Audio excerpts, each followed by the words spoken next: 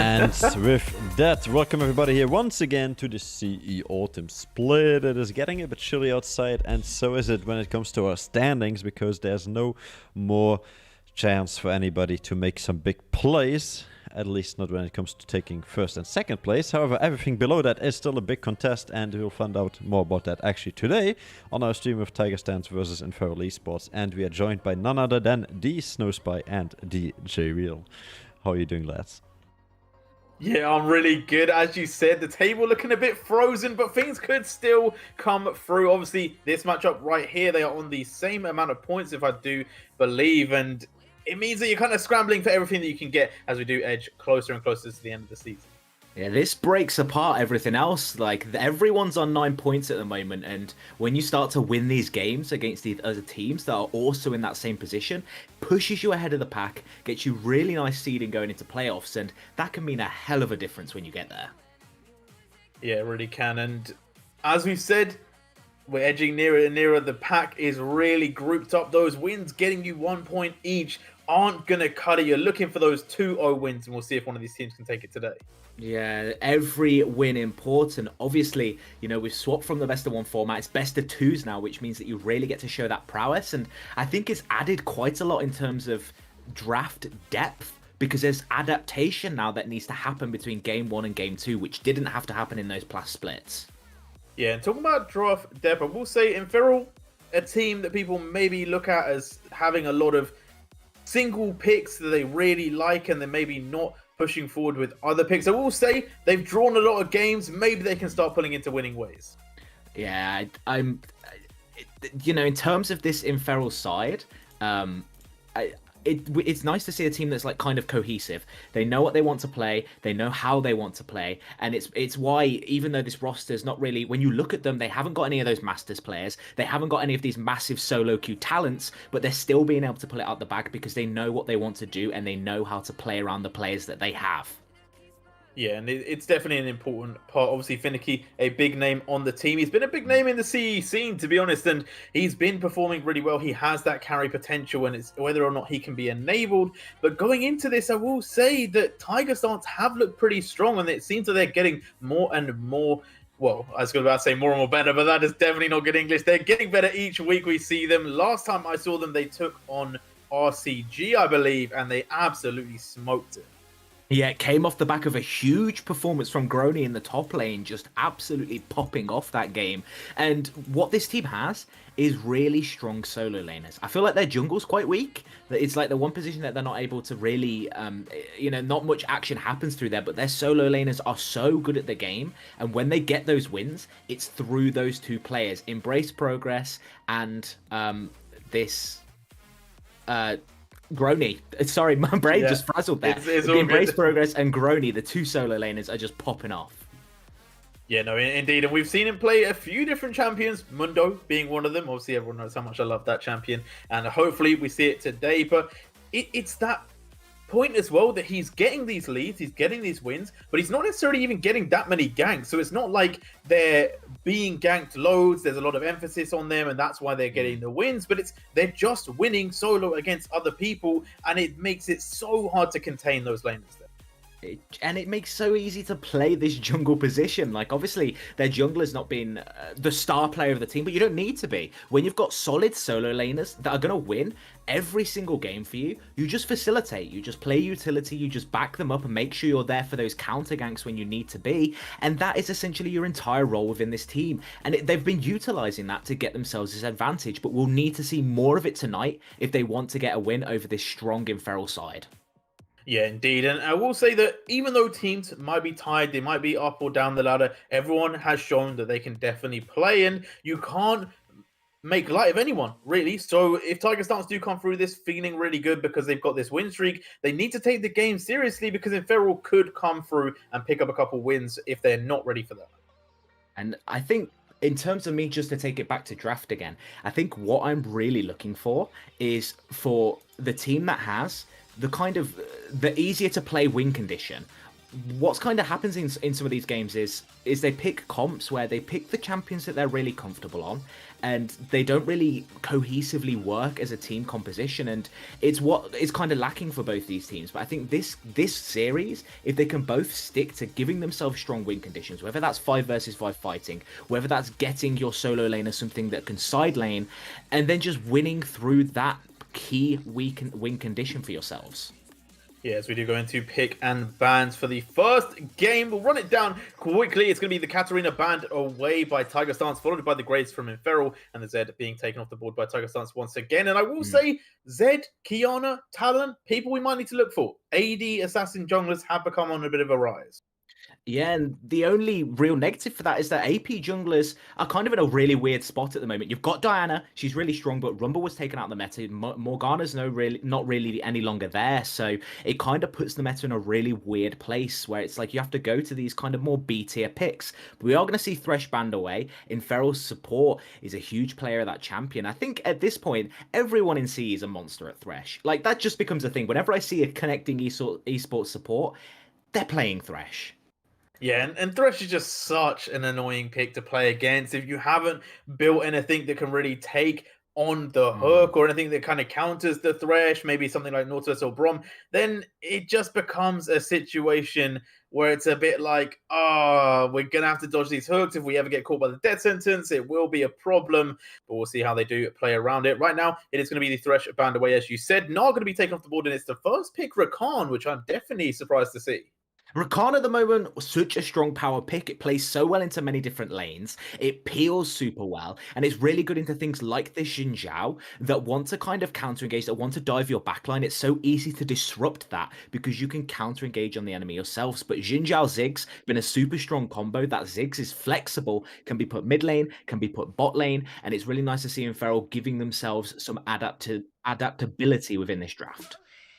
Yeah, the Xin Zhao there and the Ziggs picked up, as you said. Ziggs still has flexibility. Obviously, ADC or mid could be played about. Xin Zhao, very strong, but definitely some counter picks. I will see that Trundle, Trundle, really good into the Xin Zhao itself. Oh no, sorry, it's been banned. Okay, there we go. Just mind blown. Lucian going to be picked up here. This is going to be an interesting bot lane.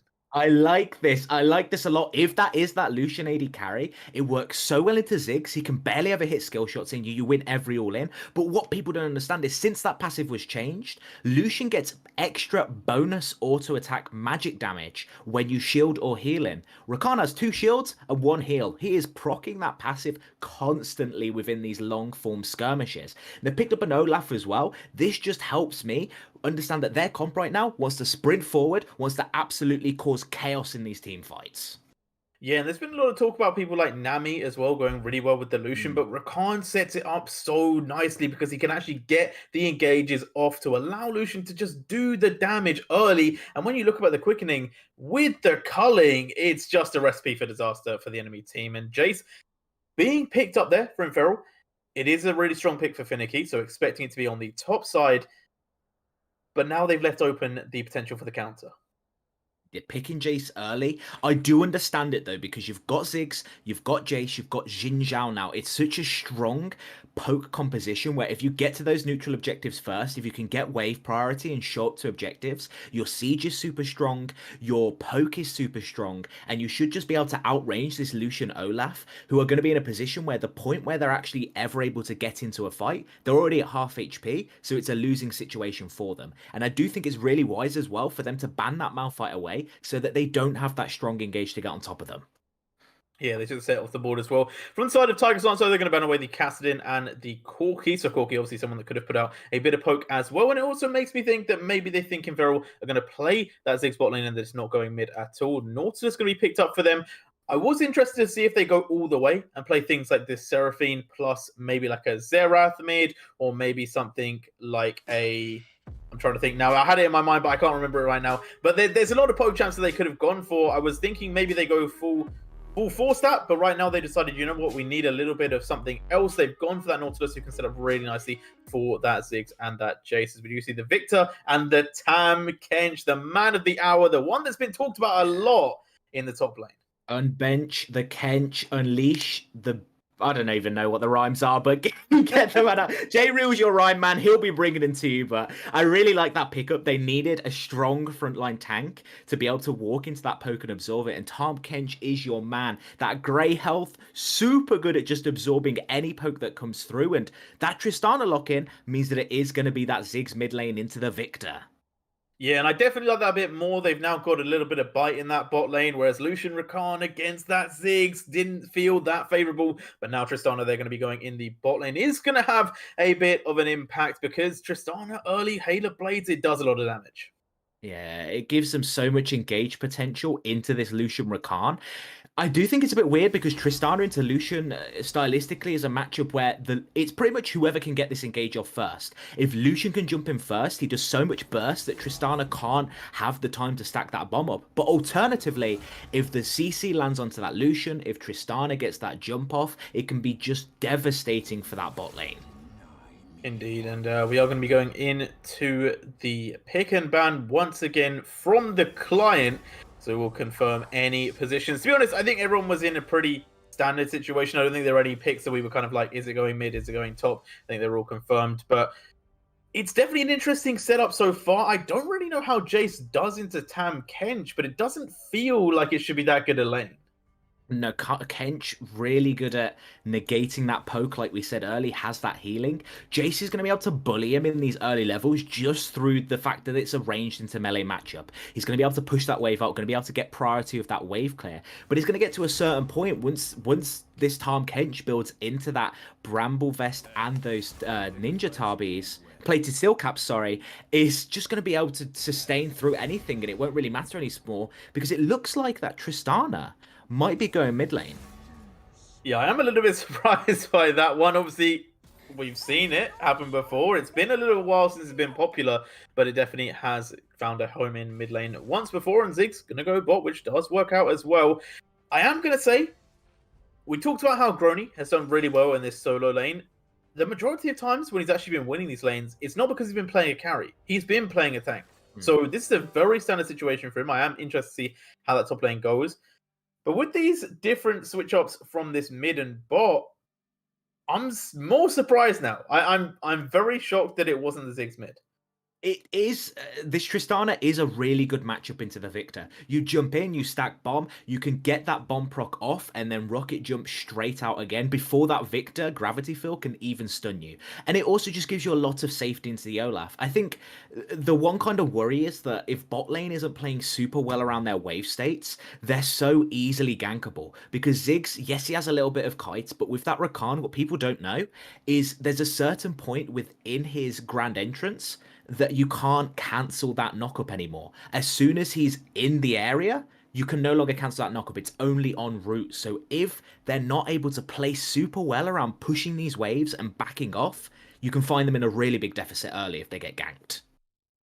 Yeah, indeed. And that is definitely something you got to watch out for. Obviously, both junglers going to be looking for those early ganks. So you got to be aware. You got to take care because Olaf and Xin Zhao want to be on the map early. Otherwise, they are just going to kind of fall off and be a little bit useless. The only thing I will say about Tiger Snars is they've locked in this Olaf, and there's not really that much protection for the pick. It's only really going to come from the Rakan and I guess the Tahm Kench, but that would seemingly be a little bit of a waste of the Devour. We will have to see if he is going to be able to survive the damage that he will be charging into, because obviously Olaf, when he does pop Ragnarok, becomes really squishy. It's going to be, for me, it feels like this Olaf was picked more of a 1-versus-1 matchup. It was because it's so strong into the Xin Zhao. Salsa's planning to just absolutely demolish the early game, outclear the Xin Zhao, be able to fight 1-versus-1 in these scuttles. And if you find yourself in a position where you're matching the pathing of the Xin Zhao, you should be able to win pretty much all of these 2-versus-2s because Olaf is so strong in these 2-versus-2s. The lower he gets, obviously, the more lifesteal he has, the more damage he does with that attack speed, and it just becomes absolutely oppressive. And Xin Zhao is one of those champions that provides more utility than he does damage in the early game. Yeah, indeed. And I'm excited for this. I will say, I'm expecting Xin Zhao to gank Finicky more than necessarily he ganks bot lane or mid, because yes, Tristana can jump in, but obviously no CC. Nautilus does have CC on that lane, but Lucian is going to be strong, and Olaf might be also looking for that lane primarily. So Finicky seems like the logical solution. And also, if you have a Jace on your team, you need to get the Jace going. If Jace is not able to start winning this lane, I feel like effectively Finicky has picked something that will never be useful. It's exactly like you said. If Finicky can't get ahead on this Jace, the pick is just going to do so little into the Tahm Kench. You're going to be losing side wave. You're not going to be able to play through this poke composition. So a lot of expected pressure, at least in the early game, before Grony can get into that plated, into that bramble vest, before he becomes this super massive tank that can never die anymore. Get him a little bit behind. Make Finicky in a position where they can play around their wave states and be able to push that lead super well. Yeah, pushing the lead is going to be super important for these teams. As when we look at the late game of the teams, I will say Tiger stances doesn't feel as strong as in Ferals. I know that we talked about the Jace, but Tristana Ziggs scale really nicely, whereas Lucian doesn't fall off as much as he used to, but still isn't necessarily going to be doing as much damage. Obviously, Victor is pretty notorious in the late game. I'll say to refute that a little bit. Ever since those changes to Lucian, and he's gone back to the crit build, against squishy compositions, he's an absolute monster. As soon as this guy gets 4 or 5 items, E auto into Q auto, one-shots anything on the map that isn't stacking armor. So Jace, Tristana, Ziggs, even this Nautilus possibly are going to get absolutely blown up. Not even to mention the fact that the culling, since those crit changes, now does, what is it, something like 4,000 damage as soon as you get to that 100% crit mark. It's just absolutely insane the amount they've really tried to force him into AD carry, and I think they've overtuned him just a little bit, as Riot always does.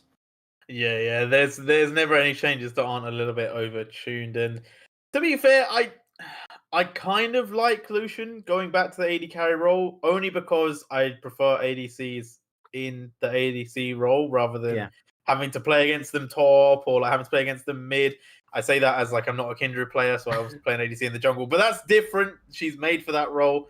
But yeah, like I would like to see Lucian return back to the bot lane because I don't know, man. I'm kind of done with Lucian mid or Lucian top. You just see it so much. It's got so much presence because of the actual just the fact that you can auto attack and you have range and all of that. So I'm glad that he's back. And with the Rakan, I'm really excited to see this link up. I've not seen this duo before. It gives them really nice early 2 versus 2 potential. And with that, I do want to point out we're going into a pause, but I think the one thing that I can point out as already Tiger Stance has bought all their items, this Lucian's gone into that longsword 3 pots. The reason why this is so important is what people don't realize is that Doran's Blade gives a little bit of lifesteal. But in these early levels, the lifesteal is almost negligible. You're getting like 2 HP per auto, it doesn't really matter. Whereas if you take 3 pots, you can trade aggressively, trade early, get yourself a nice cheetah recall with a good wave push, and then you're already into that point where you no longer need that lifesteal to sustain.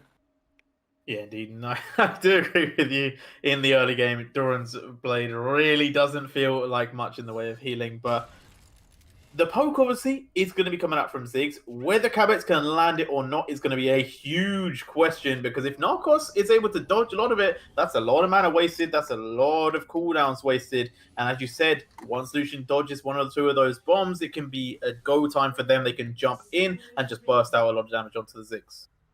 And their only worry is that, at least in this early game, it's going to be a bit difficult to get pressure over onto this Ziggs Nautilus bot lane. Lucian, he does have good push, but he needs to be able to Q that wave. And Rakan is going to have to use his abilities onto the wave if they want to get pushed, because Ziggs Notorious is super good at pushing waves, super good at clearing minions. So anytime, that's the reason why he's been so good in this bot lane, because you can always guarantee that you will have that push.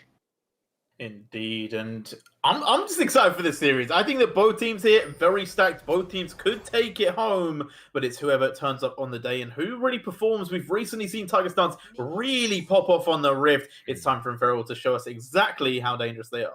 All stakes to play in this one. Like we said before, 9 points both these teams are on. They're in that middle of the pack section. Whichever team can win this one, and if they come out with a 2-2 rather than getting that draw, it's going to slingshot them ahead of the rest of the pack, and they're going to be in a really nice position, and more likely moving closer to being safe for playoffs. Yeah, you talk about stakes. We should also look at the Drakes because both junglers early clear. Xin Zhao going to be starting on the bot side, Olaf on the top side, but both are going to be looking for those early dragons. Both can take them with relative ease as well without even having any worries about being low HP. So I do think there will be a lot of priority around that bot objective. And poor Grony is going to be playing weak side for a while this game. Jungler's pathing away from him in a matchup that he's naturally going to lose early game. I think if you're in Feral at this point, you should notice what that pathing is. Say, okay, Tahm Kench pulled, bot lane didn't. So what we need to do now is try stack a top wave, get this mid push, which you're naturally going to get through this Tristana, and then look to set up an early dive. Yeah, Tahm Kench is tanky, but 3v1 never seems to go too well, even if you are the catfish himself. But right now on the bot lane, we do see Narcos getting that early level 2, and this does cause a bit of a problem for Cabex and Yugen. They are going to have to play this one safe because they definitely cannot take on this Lucian Rakan. This is the one thing that I want to note that always tilts me in solo queue. Junglers, learn how to clear without a leash. Yes, it's good to get a leash, but your laners, especially bot laners, become so screwed when you have to leash. This Ziggs Nautilus bot lane should be pushing in, should be doing the exact same thing that this Lucian Rakan are doing to them early. But as I say that, a little bit of Embrace in a bit of trouble there as Prego going to go very aggressive there, taking a huge chunk. And as you said, jumping in, explosive charge down, gets it, and you can just get away before the gravity even pulls him in.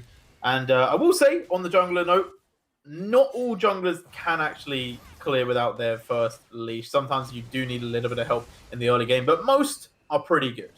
Xin Zhao and Olaf, man, don't give me that. Yeah, They're both fine. They are both fine. I was thinking more of things like Kiana has a little bit of trouble in the early game. Some of those AD assassins that don't necessarily have the best starts. But yeah, things like Trundle, Olaf, Xin Zhao, they're all going to be completely fine. Yeah, and what we almost saw there is the negatives that come from it. It's that snowball effect. Bot lane lost prio. This mid lane could have been a possible solo kill, an impossible dive from the Xin Zhao, but it can't happen because the bot lane roams up from this Tiger stance side. Indeed, and it's a sentiment where right now the game has been very cool. We haven't seen any fights yet, haven't seen any crazy ganks. Both junglers have just been farming. Admittedly, Olaf is quite a bit ahead of the Xin Zhao, so we're going to have to keep our eyes on that one. Olaf will be the faster clearer, but you don't want to be falling too far behind. And it's the opportunity that I think was missed. I spoke about what you wanted to do with the top wave to get that dive off. Xin Zhao was there in the topside jungle. They had two waves crashing in, but they just weren't quite willing to pull the trigger on that one. And instead what happens is Olaf's allowed to free clear, is allowed to get that scuttle crab, allowed to steal away. Sorry, he wasn't able to steal away any camps, but he was just able to maintain his fast speed of clear. Indeed, and we do see Narcos just kind of keeping Ziggs at an arm's length away from this wave. Obviously, the bouncing bombs are going to allow him to get the clear off easily, as now we do see SK4R going to be looking for this. And Grony could be in a bit of trouble here, but does have a decent amount of damage. Obviously, the great health is going to be able to keep him alive for a little bit longer, trying to just postpone this game from happening. But going to pop the thick skin pretty early here. That could be a little bit of a question mark, as he is now going to try and get away, but it's not going to be so. They flash forward, and they pick up the kill, but here comes the TP. Embrace progress now. Maybe in a bit of problem, as we do see Salsa also joining, with another TP going to be coming through. Right now, we do see Skater trying to get the best of this, but it's not going to be so. Prigo, though, going to be able to pick up the kill onto the Victor, and so it's 2-1, but Grony has come back in. Frigo going to go down. What is going on in this early game? What was that? Just everyone in the top lane, just absolute chaos. I mean, really nice gank, but the Grony's so tanky already. Double Ruby Crystal, just so much base HP, just able to survive the onslaught there. And you know what, with how much of a fiesta that was, I'm surprised Cabex didn't just join in on the party and send the TP up there as well. Yeah, TP City at the top lane there. Like, it's just great that the Tam came back. Salsa, where are you going? Prigo now going to be jumping forward. The explosive charge, fortunately for Salsa, not going to kill him, but very, very questionable play in the mid lane. I understand it. What Salsa was trying to do there was pull that wave to be able to make it so that it bounces back towards his mid laner. But it just wasn't the play that you really desired. It didn't work out too well, but we saw on the replay how this went down. It was pretty much just an absolute slew of fiestas, TPs coming through everywhere. And it almost worked out well for this Inferal side if it wasn't for that tongue lash over the wall from Grony to secure the kill on the Tristana. Yeah, and it was pretty well played by him. And in a way, it kind of worked out pretty badly for Finicky. The fact that it was all even, Grony was back in the lane a little bit earlier, now up a little bit of CS, and the fact that Grony got a kill as well, I know I said it was even earlier, but it's just so painful if you are the Jace, because you didn't gain anything from everyone coming up to the top side. No, you didn't manage to get much off at all. And in fact, you're down in CS now. This Tahm Kench going to be more than happy in this lane state. And we see a lot of hovering and posturing around mid lane, but this Tiger Stance team knows that they're there and look to counter. Yeah, they are going to be coming through, but can Embrace stay alive right now? He is going to be popped immediately, but in goes the Olaf. Ragnarok down, now going to be fighting off Yugen, who doesn't have any damage here and is going to be in a lot of trouble. Will get axed, but it is going to be the Legend of Power that picks up the kill. And now Cabex in trouble. The culling going to come out, but it's not going to deal too much. But the following autos do take him to half HP. Narcos contemplating the dive. We are going to see Rakan joining the lane, but I think the Cabex will be able to get away. And it was just good vision control from Tiger Stance that are able to make sure they can read that play. You see in that bot river, there's so many blue wards. They're able to spot that out early, and unfortunately, I don't think they expected the damage of this Xin Zhao Tristana combo. But right now, we see Salsa maybe doing a little bit of griefing. Yeah, a little bit aggressive there. Didn't get the blue buff and gets killed over. And 1 versus 3, not going to be for me. You can't really invade the blue buff if you don't have the pressure from your lanes, and you didn't have the vision either, so just a very questionable play. But now that Grony knows everyone is in the bot lane, he's going to go aggressive with Finicky. We'll get a little bit of damage, but hits away, so not going to be able to finish the trade. Just already looking to trade aggressive, Grony is, and it's going to get even more rough for this Jace as you're building lethality, which is commonly known that lethality into an armor stacker is not the best stat to have, but early Dragon comes through from Inferal, and this first Rift Herald is up and available. We'll have to see if they look to play towards this, because while Finicky's not really able to kill Grony, he is still able to push this wave and keep constant pressure. Yeah, and the Rift today just representing the UK hot or rainy. We're going to have an Ocean or an Infernal Drake this game. Cabex now might be in a bit of trouble here, although Legend of Power not going to go aggressive here. Nautilus is still around, so should be able to save his ADC. Yeah, keeping everyone safe, and that's what we like to see. But what this Tiger Stance side likes to see is a little bit of invading, as this Olaf has found themselves in the top side as Grony's finding that fight, but we'll have to see if Salsa's caught out now. Yeah, I would say Finicky really low on mana here, but here comes Jhin, going to be looking to help out his top laner, but in comes the Tahm Kench, going to swallow up the Olaf, will give him a big shield, and a lot of ultimates used there from both sides, but all in all, it's going to be pretty even. Saying that though, Brick are going to be going up to the top side, they will be able to back away, and they should be all safe. Salsa's going to be happy with that, though. You know, you traded ultimates, you used your ghost, but you got them Krugs, baby. So that is the objective that you were looking for. The only question is now, how much does he lose? Because Xin Zhao looking to counter invade now with Yugen helping. Yeah, and to be honest, I don't know if he'll lose too much, because Tahm Kench is on the way. The Abyssal Dive will definitely be able to cause a bit of a stir here, and providing he doesn't just get absolutely wrecked by the Nautilus. Oh, and he's going to steal the blue buff back as well. And now they're on the run. They realize that maybe this wasn't the best option, and they are, well, they should be able to get back to their tower. Although saying that, Yugen stepping forward, Embrace Progress now going to be stepping forward as well. And Rift Herald going to be started by Narcos. So the whole team now on the top side. They should be able to get this with relative ease, as Ziggs on the bot lane means it'll be a 4 versus 5 at best. And Ziggs going to be able to chunk down these plates. I don't think you want to contest this at all in Feral. Just be happy Ziggs is able to push waves, deny some CS, get those plates, because the lower that turret gets, the closer it gets to the satchel being able to be used to secure that first turret for yourselves. But Rift Herald being taken now, and we see rotations towards the bot side again as 2 minutes 30 seconds till this dragon, and Tiger Stance looking to get a bit of pressure. Indeed, and Cabex did pick up a decent amount of plates there, and some people argue, is it worth to get Herald if you do give over lots of plates? But right now we'll have to talk about in a second. Grony going to try and go aggressive again with Finicky, but Finicky has done a really good job of dodging all of these Abyssal Dives. He hasn't been getting caught out. He's made it very difficult for the Tahm Kench to actually get into range to fight him. Oh, Legend of Power. In the bot lane, Legend of Power, they're going aggressive with the Calyx. Will not be able to lock Calyx up forever, though, as the flash is used well. And now, Jhin going aggressive. Yugen is there as well, but not going to find the hook. And they're going underneath the tower. Their touch going to get them the knock up as well. And the bomb just does enough. I don't know why they didn't go back through the jungle. They had embraced progress there. And they decided to go through the tower instead. That was just a little bit crazy to me. As Finicky now trying to go even more aggressive. Legend of Power going very low here, trying to chase down Narcos as well. The hook doesn't manage to connect, and Narcos should be safe.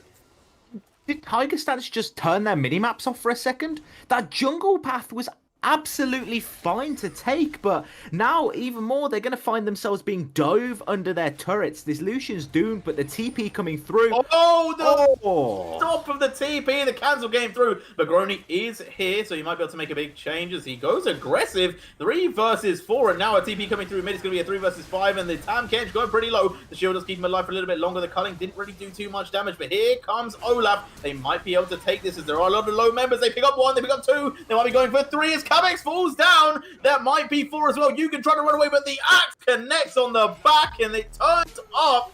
Tiger Stance finding something. They pick up multiple kills and turn what was a horrific situation around. Yeah, lots of kind of things to pack down there. So many TPs used in the bot lane. Again, just a fiesta. I mean, we saw it in the top lane before, but this time everyone wanted to party down there with the Toad. But what we saw was Preco used everything to try stop Embrace Progress from TPing in, which means that when they TP into that fight themselves, they're not able to find anything. But Salsa caught out in the jungle. Yeah, once again, Court does pop the Ragnarok. It's probably not going to equate to much. Although saying that, the Gore Drinker, okay, it won't account to too much. The Gore Drinker heal was a bit gassed, though, and it is going to be the Dragon coming up in 11 seconds. Once again, Salsa gone a little bit deep there. You know, you don't need to play super spicy just because your name's Salsa. The Dragon is coming up.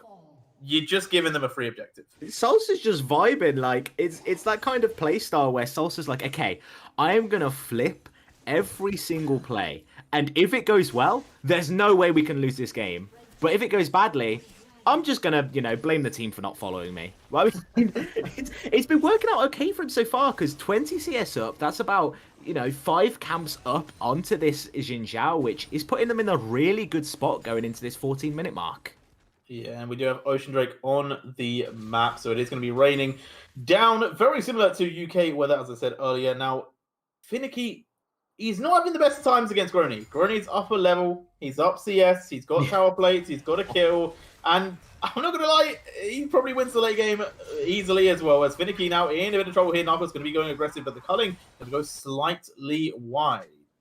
I just love the fact that Finicky hits the Shock Blast into the auto attack for the extra damage and does less damage than Grony does with his one auto. It's just at that point now where Finicky didn't get enough attention early game, hasn't been able to properly snowball this lane, so Grony's just going to be absolutely fine, chilling here, being tanky, licking some minions, just vibing out, to be honest.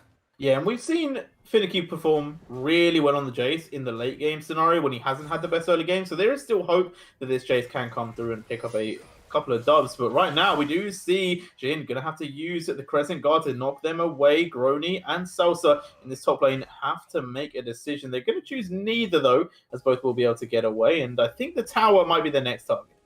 Yeah, hitting them with that penguin dab as they do run away. Nice flex, but in the bot lane, we are going to see a possible dive now as Jurgen's here looking for a catch, but Legend of Power going to spot that one out. Oh, Brico is going to be able to jump in, though. Good knock-up does stop Legend of Power getting away, and it's an easy kill, snapped up.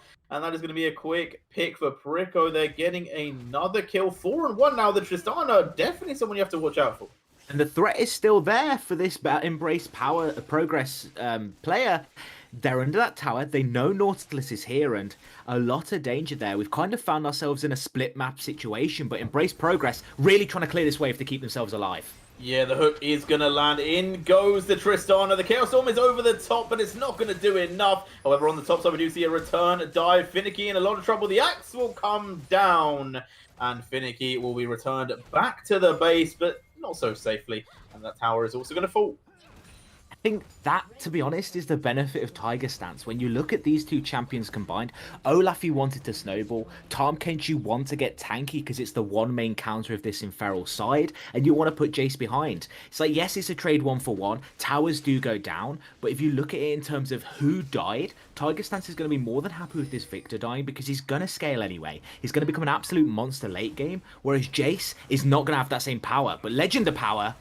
Oh, going aggressive there. Doesn't manage to catch out Cabex. Good flash to get himself away as he does drop the bomb, and that's a lot of damage. Now Yugen gets the hook back, and it's an easy pick onto Narcos, going a little bit deep once again, following in Saus's footsteps, you could say, who is going to turn up for this fight. Jhin looking to go aggressive here. Ragnarok is going to be used to stop the depth charge, and he will try and run away, but Jhin still on the chase. Skater going to try and get more. Will he be able to find enough? He jumps back in. Gonna get the flash knock up there. Not having enough just yet. Wind becomes lightning. Not causing the damage. And Grony now joining. You are tanky, but maybe not that much. Shock Blast as well. Not going to be able to pick up Saucer. Still going to survive and almost finding the Olaf, but it will only be the Lucian. However, they do take the mid-tier 1 and open up the map. And they're going to move towards this Rift Herald as well. That objective available and up, and they have the pressure, but Grony doesn't want to let them have it. Oh, flash forward. He's going to be going into the team. It swallows up Skater, and now he is going to have to use that Crescent Guard, but Progress in trouble here. Gets taken down immediately. Grony will be able to finish off the kill, although it does actually go to the Victor, and Grony able to get away. So 1-for-1. Again, the Victor falling down, but he did this time at least pick up a kill. And that's super important for that. Cabex has no mana now. Everyone else just took a fight. Prico will probably have so much gold on them right now. They need to base. This opens your timer to get Rift Herald and then look to move bot lane towards this dragon afterwards. Yeah, and this dragon is really important. If it is going to be taken by Inferal, then it's huge. But right now, Narcos in trouble, gets blown up. Prico going aggressive again. Legend of Power able to jump away, though, will be safe. But 7-1 on this Tristana. You cannot mess around when she is on the Rift.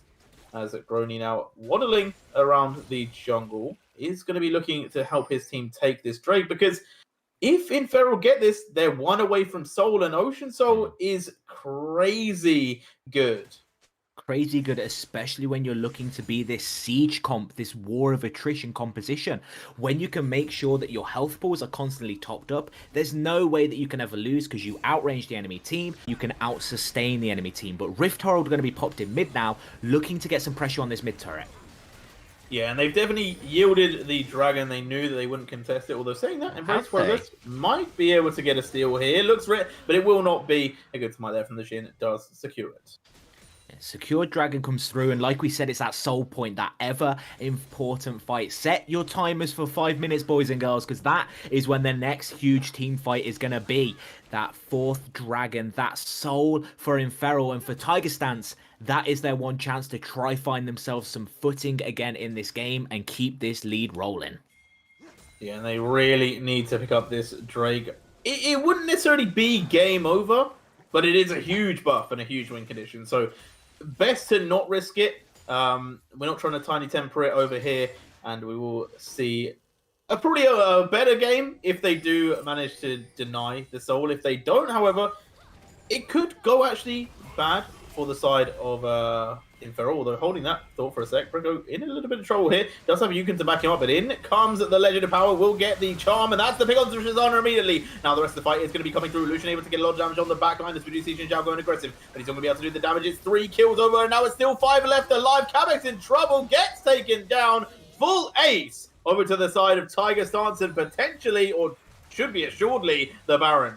And unleash the toad, unload the toad, uninhibit the ribbit, unstick the lick. I've googled the rhymes, I've got them here, and just, that was such a huge eat from Grony to save Embrace Progress. They're fighting in a choke. Victor's wet dream right there, able to put so much AoE damage out through the Chaos Storm, and then doesn't even die on the back of it because Grony just defrogging the Polywoggin, just keeping his team alive in that fight. Mate, it's a great day. We've had many a cast together. The rhymes are flowing hard. I like to see it. As we are going to see the Baron picked up as well. The reason I was saying the Ocean could be a little bit of a problem for Inferal is that they're not actually cleanly winning a lot of these fights, as we just saw. An ace was secured. And if they do pick up the Soul, We're already 6 minutes away from Elder Drake. So it is a little bit of a double-edged sword. If they're not able to actually fight that Elder Drake, then Tiger Stance might be able to get away with not having the soul. I think it's also a weird situation for Inferno because you're currently losing to a really strong mid-game comp. Olaf's spiking right now, Tahm Kench is unkillable right now, and Lucian is at the strongest that he is pretty much going to get. I know I said he's really good in the late game with this crit build, but Lucian mid-game is a completely different beast, and if you get this soul, you're then opening yourself up to that 30-minute Elder fight, and if you're fighting at a deficit, you can absolutely just lose the game from losing that Elder. Yeah, we'll see what they do with the Baron buff right here. The gold is about 6k over to the side of Tiger Stance. Can they make it more? As obviously the towers could start falling very rapidly. Embrace Progress going to be able to push this mid tier 2. Grony already on the tier 3, so definitely starting to open up this map. And Salsa kind of hovering between the team, getting some damage onto Yugen here. Will be able to dodge the Shock Blast as well. And so far, this Pokemon that we talked about hasn't really been put into action. No, but what we did see is in the top side, they're actually able to trade a turret. Pricko's able to get that tier 1 in the top side. A little bit of gold buff will really help the team go a long way, but we see now Grony, look how tanky this man is. Just walks forward, doesn't care, tanks all of these skill shots for his carries, who can then just look to siege onto these turrets, and 1 minute 23 seconds before Dragon, and Inferal Esports can't even leave their base. Yeah, and Salsa definitely has taken some dance lessons, because he has been able to just sidestep everything with such finesse. And Cabex was really trying to hit him with those bombs, but wasn't able to do so. They managed to pick up the mid-tier 2, and now they're going to start pushing in the top as well. So they are trying to sweep off the map all 3 of the tier 2 towers, and that will be a decent chunk of gold. I believe 550 gold from each tower that falls. I don't think they're going to be able to get this top one. I think it's a good choice from them to take the reset. Top turret, if you get it, you're not going to be able to spend that gold. It's not really going to give you that much pressure on the map. So the fact that they use the Baron recalls to keep their tempo, they can now transfer that into vision control in the bot side and make sure that they can ensure their victory in this soul fight. Yeah, and they're not trying to burger flip the Elder Drake fight. They're looking to stop the Ocean Soul from being the goal for Inferal. Will Inferal, though, be able to defend this? Will they be able to get the fight going, as Salsa is going to be looking forward, does get hooked by Yugen, but now with the Ragnarok going to be able to walk away, as we do see Rakan locking them down for a long time. Pringle going to have to flash away, as Embrace stepping forward, a choke again as Tam swallowing up a Skater, and now he's going to be in a lot of trouble. Pringle goes down. He does pick up the victor, though, in the back line, but so far they're all falling apart. Cabex able to get away, so is Finicky, but it's a 3-for-2 over to the side of Tiger Star. Grony's getting hit by 5 people for an entire fight and is out of there with 1000 HP still left over to spare. It's just insane how well this Tahm Kench counters the entire goal of Inferal. They want to fight around these poke abilities, they want to chunk the enemies out and find those burst points, but they're not able to do it because Grony just waddles at them, licks them in the face, jumps into the pool, and then just knocks them up continuously over and over again, and they just can't handle this Kench right now. Yeah, they cannot indeed. It's just way too strong. And I think anyone that has played a little bit of solo queue or just League in general recently has played against this Kench and has found out that he's just a bit of a big boy. He is very large and it's very difficult to deal with. Personally, I feel like my favorite has been Warwick, but that's just because he can also sustain a lot into the Kench. But overall, you need something. They've got the LDR on the Tristana, but they need more. They need a way to actually be able to finish off the Kench. Maybe some early Magic Pen coming out from Cabex, but even then it feels like a bit of a hindrance on the build path. The benefit is that you do have this extra time to give this Ziggs time to scale. Ziggs Tristana can get to those higher item points, can look to play these front-to-back team fights better, and you've got an extra 15 minutes worth of dragons to be able to stall the game out. Get to those late game item points. Find yourself in a position where you can look to make plays utilizing this poke comp. Yeah, and Legend Power here is quite far up. He's going to be knocked up, locked down, and easily removed as another questionable stance from the team of Tiger. Just standing a little bit too aggressive here. I don't know why they keep getting caught out like that, but Baron is going to be coming up in 30 seconds, which does mean Legendary Power will be alive, but they're not going to be able to set up as nicely as they would have wanted. Legend of Power going to be alive, but they're not going to be in a position to contest yet. But Pricko jumps forward. Grody now could be in a little bit of trouble, obviously taking a lot of damage here and not going down just yet, but will finally fall. 5 members is the answer as to how many members do you need to take down the Tahm Kench, and he will fall. Drown going to be coming up as well, and it makes it very difficult to contest now, because except for maybe a steal from Salsa, I don't see how they would team fight. That Grony kill is absolutely massive. That is the one champion that counters your composition. But starting this Baron, I think it's too early because they're going to have to fight into Victor now. Ooh, Progress flashing forward now in a lot of trouble. Is going to be taken down, but Narcos on the side causing a bit of fuss. Now in goes the Olaf, going to be able to start crocking heads, and they take down 3, and Finicky needs to run. Pricko as well on the run. Will get taken down by the Olaf, and Salsa coming in hot. Picks up triple kill, double over to the Lucian. Full ace for 0 kills onto Tiger Stance. They just got so greedy. They just really wanted to get that Baron. They thought they could burst it, but they needed to play to their comp goals. Poke the enemy out, make them walk through these Ziggs abilities, through this Jace poke, through this Nautilus and Xin Zhao front line. But instead, they put themselves on Baron, and then Embrace Progress goes, wait, you're telling me you're going to stick all 4 of your members together against an AoE mage? I'm loving life, mate, over here, because he just became an absolute monster, flashes forward, does so much damage, and at that point, the fight's already lost. Yeah, and correction, it was a 5 for 1. I forgot. Embrace Progress obviously did die very early in the fight, but he got so much damage down at the start that it just made it very difficult for Inferno to really come back. And now the Baron has traded hands, has gone back to Tiger Stance once again, and second Baron buff is going to be causing a bit of a problem now for Inferno, because they've already lost pretty much all of their tier 2s. Only the top lane one will stand, and the tier 3s are going to be on next. And I think, I don't want to see it happen, but you can see the way Inferno's positioning. They want to contest this dragon. I mean, you don't need to. If you really want to, go for a steal with this Xin Zhao, because Xin Zhao's not really doing anything to help you defend this siege. But what you shouldn't be doing is committing all your members to a fight that if you lose, you just instantly lose the game.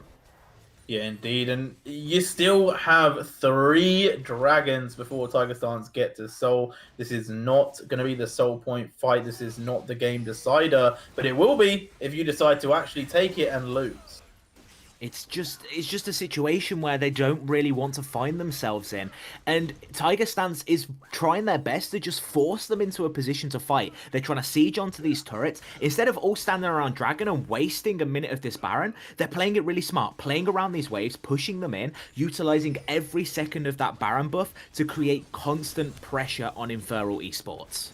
Yeah, and we are seeing Inferno really show a lot of respect there. Obviously, the 3 in the mid lane trying to get a fight going, but they're still staying firm. They're saying, you know what, we don't want to risk it. We don't want to lose more members. The tier 2 in the top side will go down, the only tower that they found so far, and they are going to turn their attention over to this Drake. I think it's a mistake, actually, to send the entire team down there. I think you can send Olaf, you can keep pushing these waves, but Grony's going to do it themselves, but might be caught out here. Yeah, Finicky going to be chasing them down, does get the hit back, although he doesn't. Grony with the flash able to get away. Dragon was picked up, and that does mean that the chase onto Grony is going to slow down, because you don't want to be running headfirst into this Tiger Stance team. No, Tiger Stance is so well adapted to fighting this front to back. They have so much AoE, and Legend of Power able to duke out of those hooks as they're just going to look to siege this tier 3 bot lane.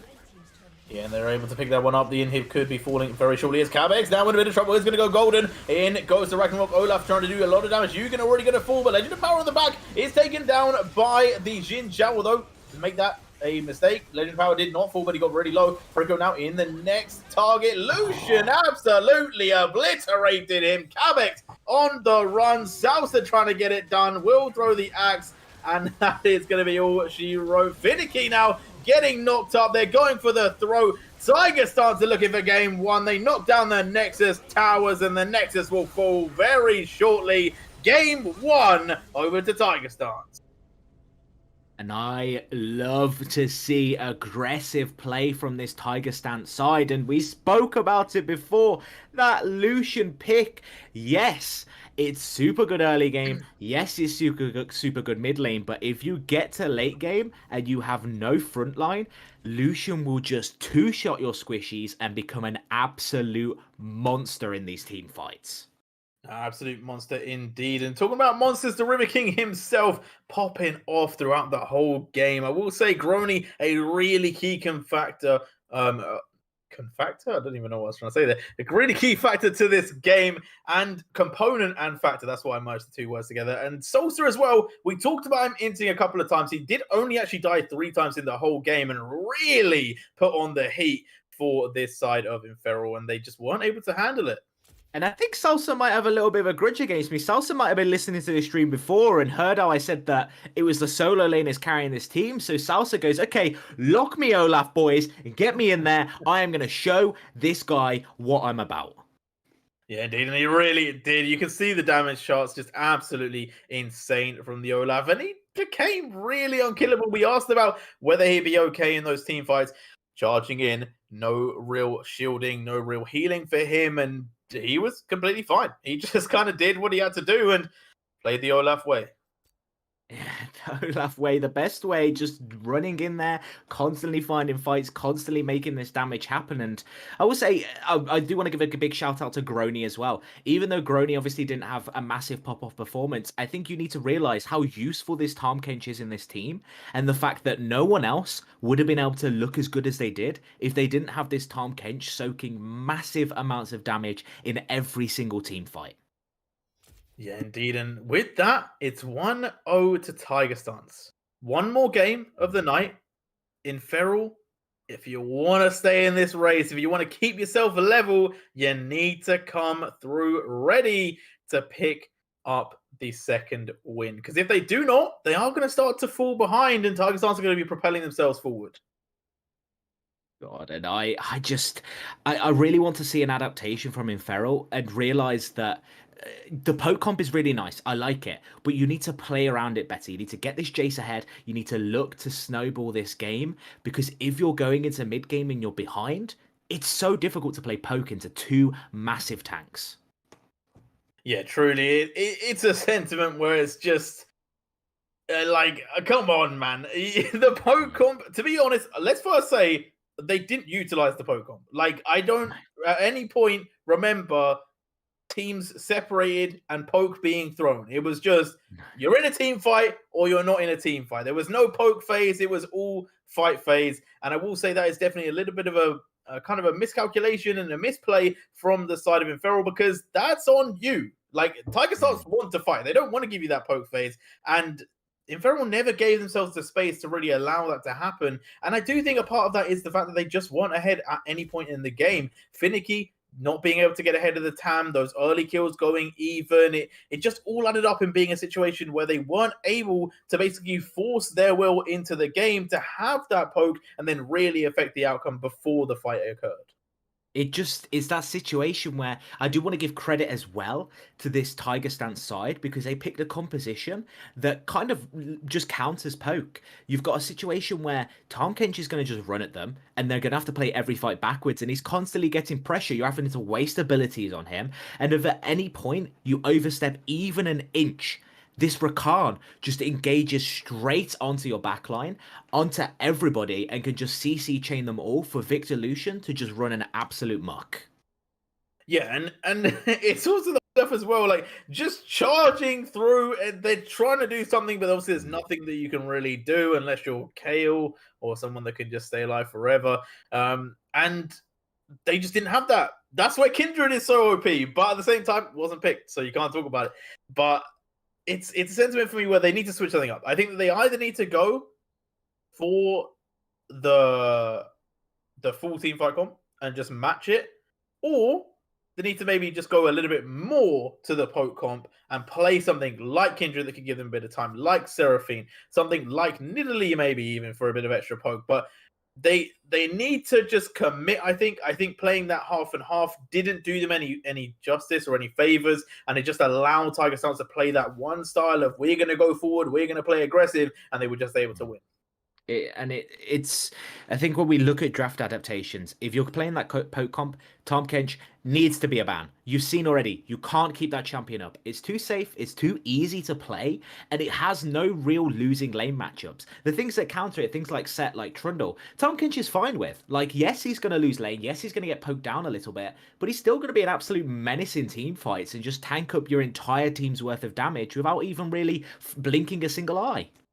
Yeah, now maybe I'm just in a bad elo. But personally, I've not had an issue with Tahm Kench so far. I play Warwick and Mundo when I play top, so maybe it's the champions, maybe it's the elo. But I will say Tahm Kench, either way, even though I'm not struggling, is just annoying, fam. It's just bare annoying. Like, he just does not die easily. He takes long to kill. He can turn things around, and it buys time for the team as well. And if you're focusing all of this time on the Tahm Kench, you're just going to be losing out because they're going to be able to get free damage off on you. Now, we do see the second pick and bans coming through in Feral. They're going to start off the bans with the Set and the Gnar. So far, no Tahm Kench taken away. And Tiger Stance going to remove the Katarina and Zed once again. I mean, banning Set and Gnar seems to me like you want to pick that Tahm Kench first yourself. Two really big counters into it. And so I kind of expect that in Feral with these bans, might be looking at picking that blue side Tahm first. Yeah, and I would be a little bit surprised only because Finicky does play a lot of carries and playing the Tahm doesn't really fit into his resume. But if it's broke, why not pick it? Yeah, absolutely. And it's kind of been, that's the meta at the moment. And Trundle banned away again. I swear, if this is not the first pick Tahm, I don't know. I'm gonna give some. What? Like, great. They banned it. They banned it. No, they banned it. Tiger Stars banned it. Okay, that I was gonna say they literally banned 3 Tahm counters, and then I was like, if they don't pick it, this is just grief. But it is banned away from Tiger Stance. Graves first pick. Still a flex. You can play it top, you can play it mid, you can play it jungle. I'm not sure where they're gonna fit it into their composition, but it gives them a lot of flexibility right now. Yeah, and man, I'm not gonna lie. Like, I could rant about Graves all day. He's just annoying. Like, he's just, why is Graves so strong in all these positions and Riot still don't nerf him? It's a question for the ages. But Lilia, they're going to be picked up. Lilia, another flex, could be played top. Had a huge time recently being Lilia top, and Rakan once again picked up for Tiger Stance. Did really, really well in game 1. Now I'm even more confused because Lilia's like another direct counter to Tahm Kench. It's a champion where he can't hit any skill shots. You just do a load of max health damage. But I feel like we're getting too into this Tahm Kench. Like, it was such a muck in the first game that I'm getting too into it. But Rakan picked up. It was a really strong pick for them in the first game. Makes a lot of sense. Ezreal is going to be a pickup from this in Feral side. Gives them once again that poke, but also a lot of safety in the bot lane. So I'm going to expect with it probably a support that can look to roam and impact the rest of the map. Yeah, and Ezreal, I like the pick. It gives you some safety. It's a little bit safer than the 6. So it will be a little bit hard to run down, especially if they are going to pick something like Olaf again. I'm not expecting it from Tiger Stance, but if they did want to, Ezreal definitely does a lot better. The fact that you can scale as well, building those armor items makes you a little bit less susceptible, as we do see Irelia picked up. A bit of a spicy one for the top lane. Yeah, I'm not quite sure how this composition is going to fit together. You've kind of got 2 people that are really going to look to push lanes and dominate, and then one weak side laner. It makes sense if you're going to play around top side, if it is going to be Graves, say mid, and Irelia top. If that's the combination you're looking for, I can understand it. You play for those heralds, you play for that early lead through top. Well, on the flip side, we see Kai'Sa, super good into Ezreal, can fight him really well early on, and even in late game, if Kai'Sa anyone lands CC onto this Ezreal, Kai'Sa dives the backline, instantly one-shots him, and can turn a fight around just like that. Yeah, and I think there's a prominent ban that needs to be seen here because so far in Feral are all AD. So there are a couple of picks come to mind. One much more popular than the other, as we do see the Victor going to be banned. So far, a swing and a miss, but we might see it come through in the second round. I mean, I will say the one reason why I think we might not see that Malphite ban is because Sylas is still open and you can still flex that Graves to jungle. So if it comes out that 4th pick is Malphite, it's like, boom, instantly Sylas, and then we just smash them with that pick, absolutely dominate team fights because Sylas with that Malphite ult is a menace. Yeah, indeed, doing a bit of a Khabib action there, smash your boy. It's going to be the Yone ban, so they are baiting the Malphite pick potentially. I would like to see the mid lane pick personally first from Tiger Stance to give themselves that wiggle room where they could still pick Malphite and Feral still have to think about it and they'd have to lock something in. Yeah, definitely. Like you said, gonna expect that mid lane something safe. I think it's very wise of them to just assume that they're gonna be playing into either Graves or Aurelia, but it is gonna be that top lane, and they are gonna opt for Mundo.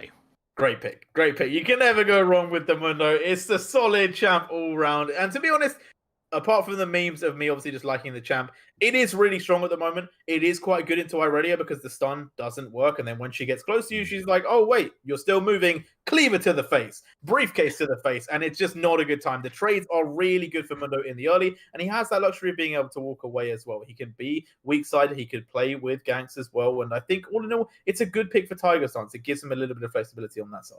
And I think he's one of the best scaling top laners at the moment. But with this Jace pickup, that means that you are running all AD. And while Mundo's known for being good into AP, he's absolutely fine just stacking armor, becoming an absolute beast that just slaps you down in late game, and just is going to run an absolute muck in these team fights. So I am a bit confused by this Inferno draft now.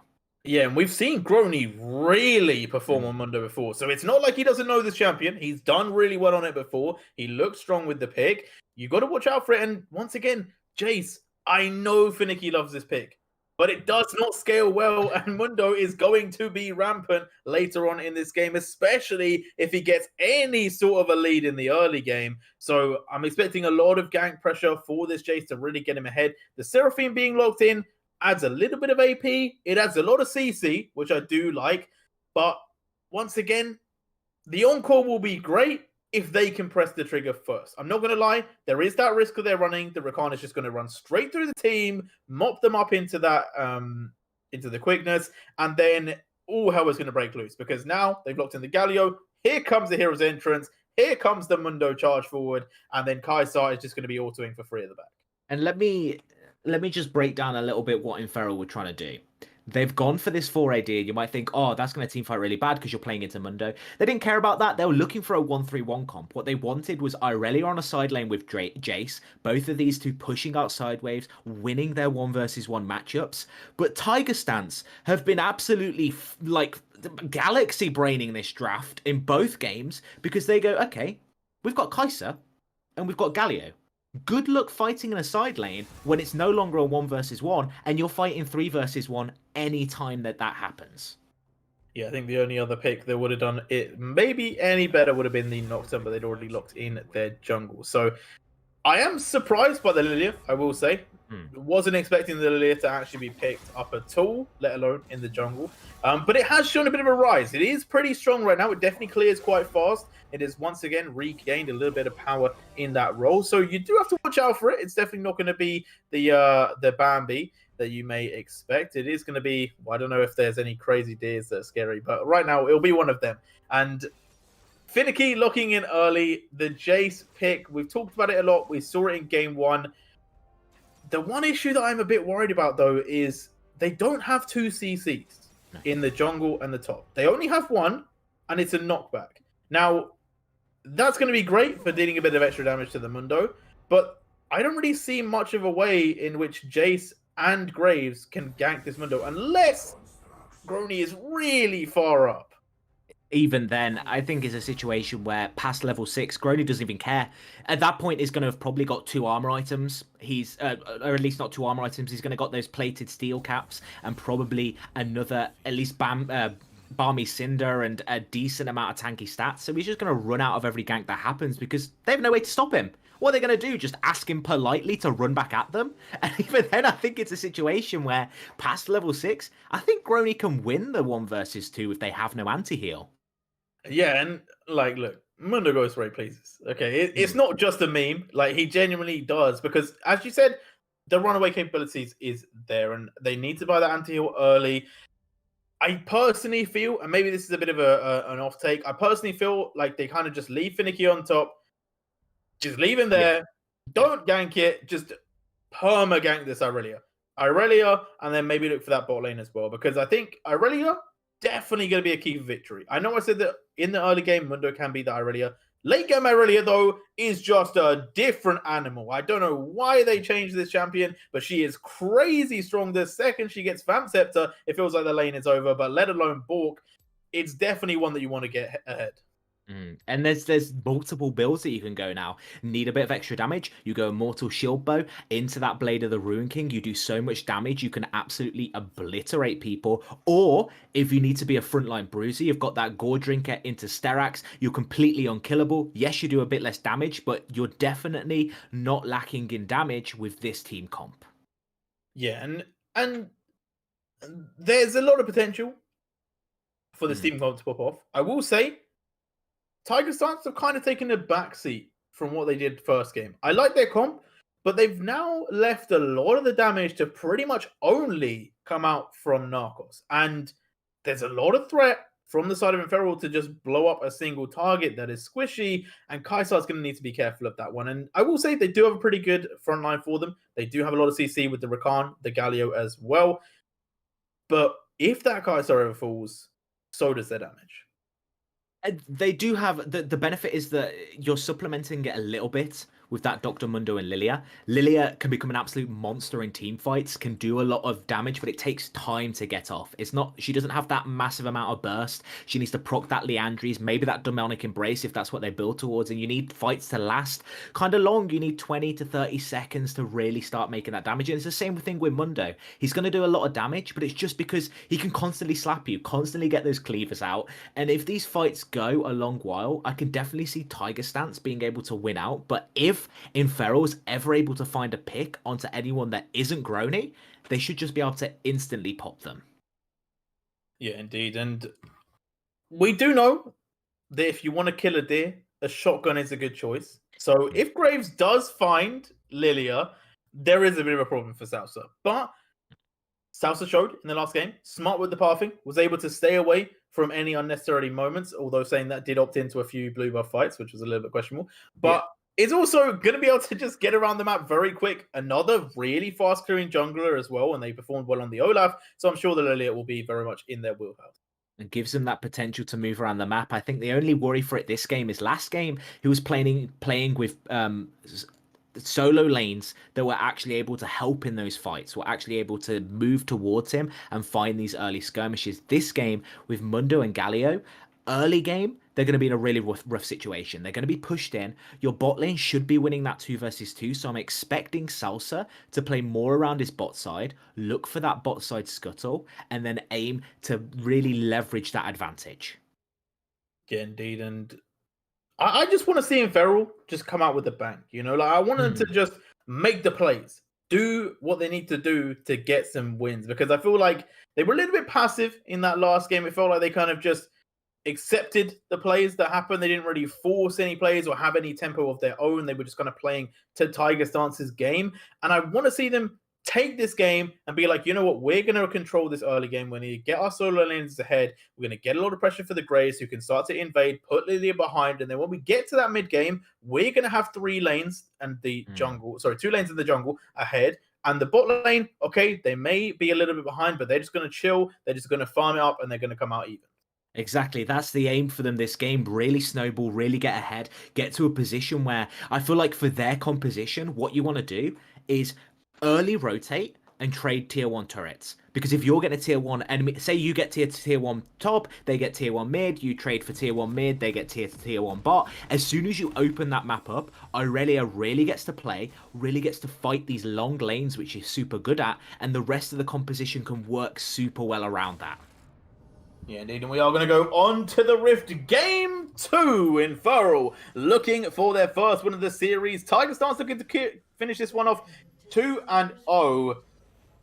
And we'll see who is in the know. Who is going to be able to find their flow and who will be able to steal the show. You better know. This was all in my tweet earlier, so I've already preset that rhyme. Don't worry, Snow. We came ready for that. Disgraceful. One. Absolutely disgraceful. I mean... we are actually using the rehearsed rhymes now. You've got, you know what you need to come out with when you're finally like casting at Worlds, you're a big Don personality. Yeah. I'm still casting amateur leagues, and I'm like, J-Real, please give me a shout out. You need to bring out a book of J-Real's rhymes.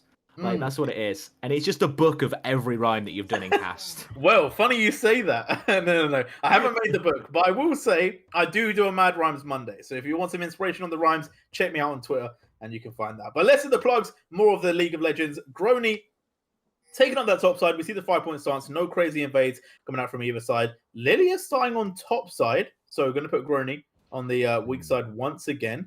And we do see Graves going to be on the red buff, so could be expecting an early top lane gank. And it's the same situation as before.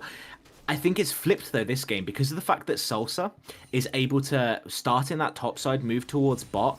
What they can do with this bot pressure is what I wanted to see this Inferal esports side do in that game one. Push the wave in, look for an early dive, and really abuse the fact that they're playing Ezreal Seraphine. That should not be allowed in modern day League of Legends. You've got two laners that can't really get pressure. Yes, Seraphine can help push that wave a bit, but Ezreal gets no pro in lanes. It should not be allowed to be played against Kai'Sa. Yeah, we do see the Graves with the early invade onto the blue buff here. So Lilia not going to be too happy when they do finally make their way down to the bot side of their jungle. And it will be interesting to see if Lilia maybe looks for the blue or if they are just going to walk into that side with no camps up. And that's I mean, it's a strange scenario to happen. It's going to leave the pathing a little bit weird. We'll have to see how Salsa adapts to this. Going to be finding themselves at level 3, and it looks like it might be that fight early game. Yeah, no mana there for Lilia, so in a little bit of trouble here. They're going to be trying to take this fight, and bot lane hasn't been able to move just yet, and the camps, they go over.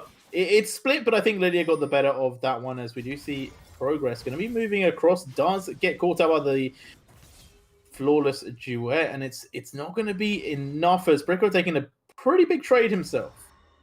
The issue is, like we spoke about earlier, that he's not going to have pressure in these solo lanes, so you can't counter invade now. I think if the jungler of Inferal just does exactly what they're doing now, runs through mid lane, goes to take that top scuttle, and you're denying so much from Salsa right now. Oh, but Salsa is ready to fight here. It's going to get quite a bit of damage down onto this Graves, and we'll be able to back away as Yugen does make their way up. And Finicky having a better lane here is going to get some damage down onto Grony, but will have to walk away. And I think Grony will have enough priority to be able to roam first, but Lilia going to take the smart part out here. We'll be looking for Graves' red side, so going to be able to take up a few camps here, and she'll be able to secure the Herald as well. Sorry, the Rift Skull. And I want to see how this affects the bot lane, because this game state has made it so that we've got a split map now. We've got we've got Score. I just realized I'd never said the jungler's name from Inferal. Yeah, I thought it was like Skater, because it's like, because 4 is normally an E, Scar. 3 is an E. Scar. Okay, Scar. Scar Production says Scar. It's There we Finicky, go. Scar, Prisco, K-Bex, and Yugen. Okay, Scar. All right, that's the one that we were looking for. My bad for any mispronunciations, by the way. But Scar there, yeah, really taking the tempo on this game. Yeah, forced into a split map, which means that the bot lane is really going to affect it. Yugen already in level down from the Legend of Power. Now we're not going to have a roam timing because they've already used that tempo early. So I want to see what the Legend of Power can do with this. Looks to be hovering towards mid lane and going to get a little bit of vision there. Indeed, and Finicky being pushed in here, we kind of talked about the Mundo. If he is pressed up, this is one of the ways that they could maybe get a gank off. So I'm interested to see how Grony really plays around this. Obviously, a little bit of a risk, as we do see on the bot lane now. A bit of a trade going through. Yugen going to survive. The Ignite takes over, and it will be the first blood in the bot lane once again. As now, Scar playing aggressive, Salsa going to be able to get the slow off here and doing a lot of damage. There's the Shock Blast, though, and that will take them pretty low. But the Vulcan on the head picks up the kill. Finicky going to be jumping in, will go down. And once again, it's a 1-for-1 where Grony picks up a kill as well. So Finicky is not going to be ahead in this lane. It's just these TPs. What I will say from this is Inferal is going to have to use this advantage they've now got in the mid lane. Embrace Progress, TP to that fight, is now 20 CS down, a level down, and we've got to see this Irelia really start to push that lead. You have been given a huge advantage now. Vamp Scepter built, you're going to be able to push this out and Embrace Progress. If they take a base, they might lose another wave, so you're going to be so far ahead coming back into lane.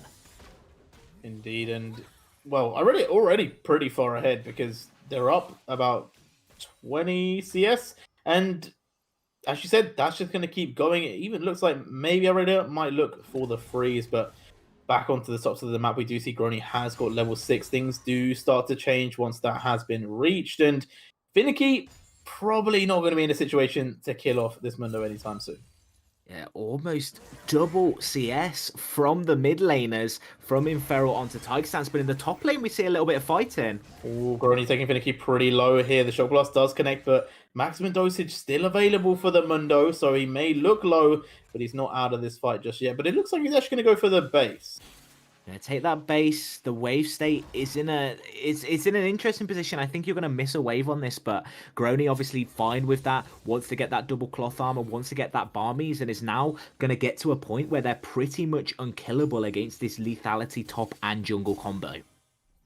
Yeah, and in the spot lane we do see Narcos still getting a slight lead, but not as much as you were kind of alluding to. Only about 5 CS up, and now that lead is even dropping, so it's about 2 CS now, but they've not really been able to find too much. Yes, they got the first blood early onto the Seraphine with the Ignite, but again, that went over to Legend of Power, and a pretty quiet bot lane from the side of Tiger Stance. And I think a lot of that is attributed to the fact that they weren't able to get that prio in that early lane because of the fact that they were having to assist their jungler. But it's going to go slightly wide with the Void, but it is going to be nothing to care about. Cabex now trying to go aggressive here, but Narcos almost surviving. It will not be, but the double kill does come out from the bot lane as Bricko in the mid lane going to drop the Vanguard's edge. He's going to be looking to finish off Embrace Progress. Dives forward with the Blade Surge, but gets knocked up on the tower. Bricko now still going deep, but doesn't have the damage. Wings will hit, but it's not going to be either. Going down, both very low, but no one going to be able to steal the show.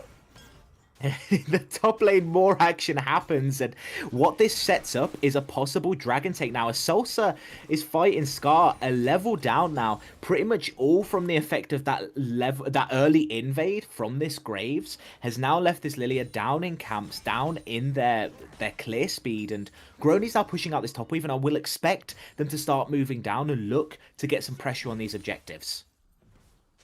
Yeah, and the objective pressure, it's important. We saw how much of a role it can play in the first game. Obviously, Inferal got a little bit too far behind where they weren't able to secure the soul, but they did start to cause some problems for Tiger Stance. So once again, I'm going to be looking at those Drakes to see who can really start to force those fights. As right now, Legend of Power in a lot of trouble here, trying to get away. He will jump out, but now Salsa found in the enemy jungle. Not the first time we've said that today, as Finicky and Grony on the top going to have a decent trade, but maximum dosage still there. We'll be able to give Mundo a bit of healing.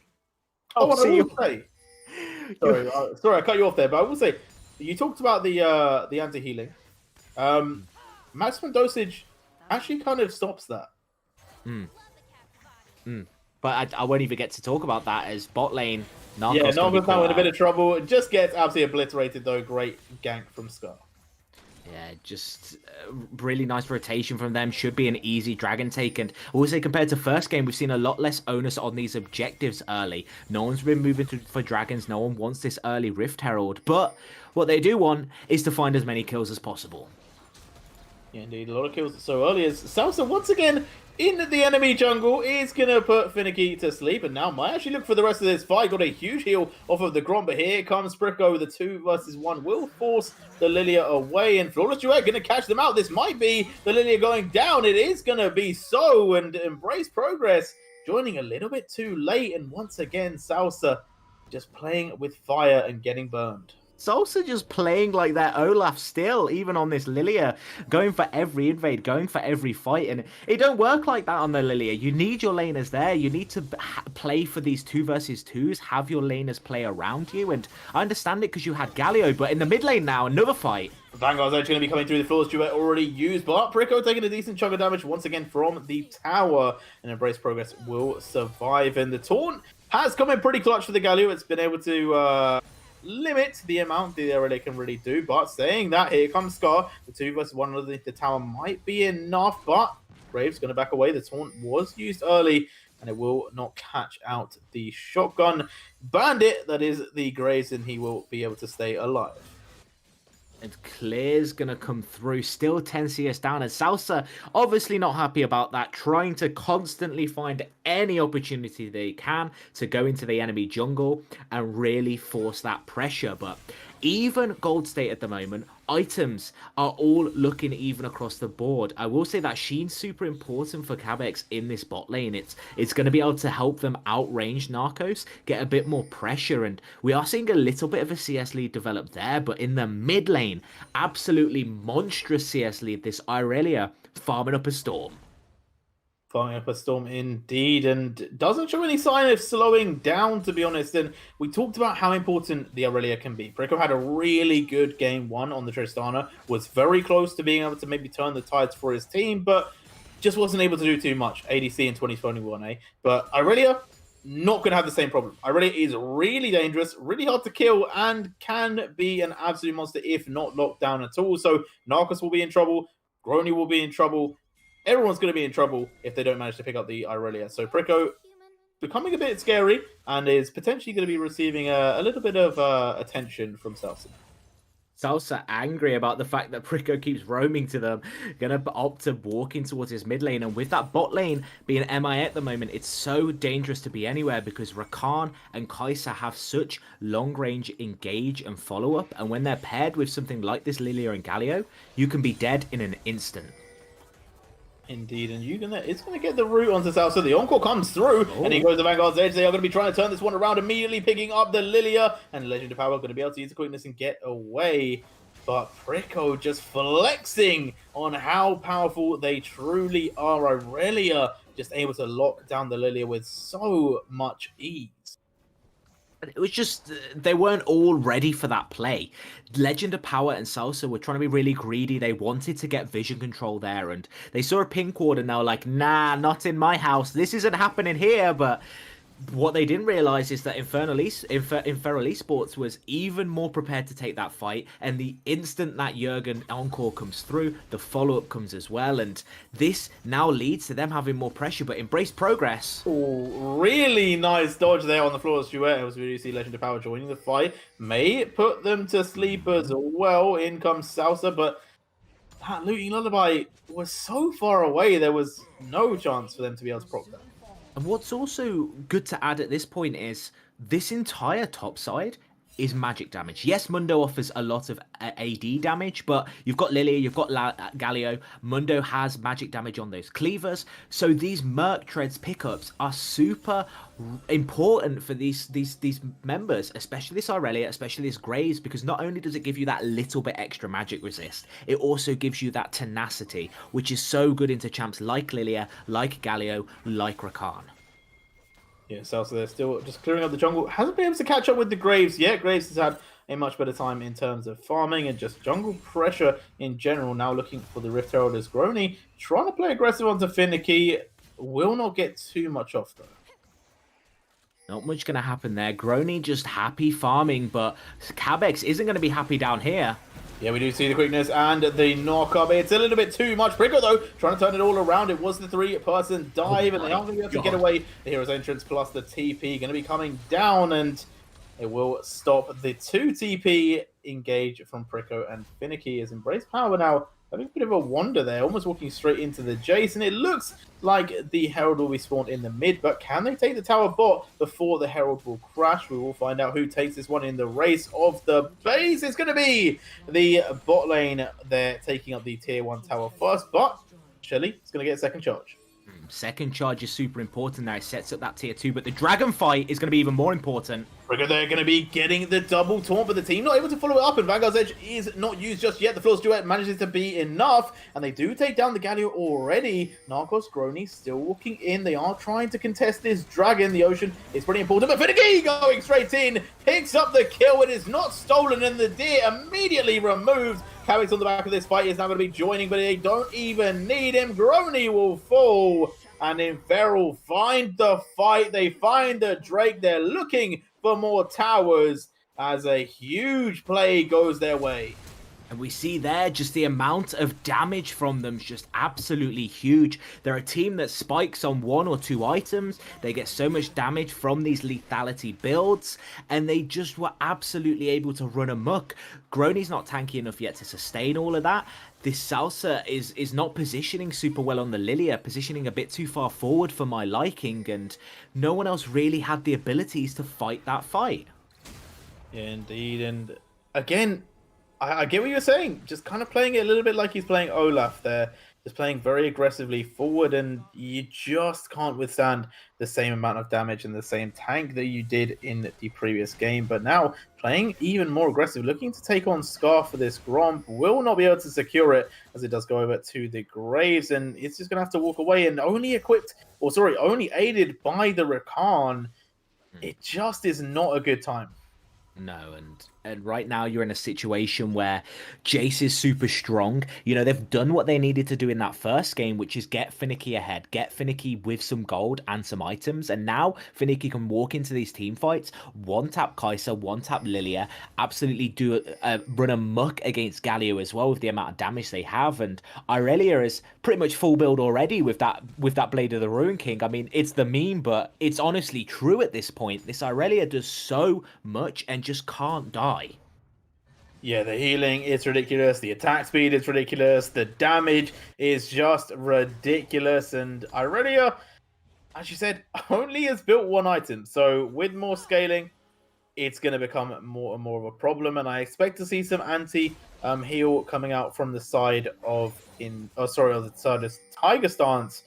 We'll have to see where that does come. Who picks it up? Obviously, already got the Brambles Vest up for the Mundo, but time is ticking for them. I know that Kai'Sa does scale, Narcos will be strong, but Brico, Graves, they're going to be looking very dangerous in the late game. And I will say, if the side of Tiger Stance aren't able to picking up a lead, they could be in a lot of trouble.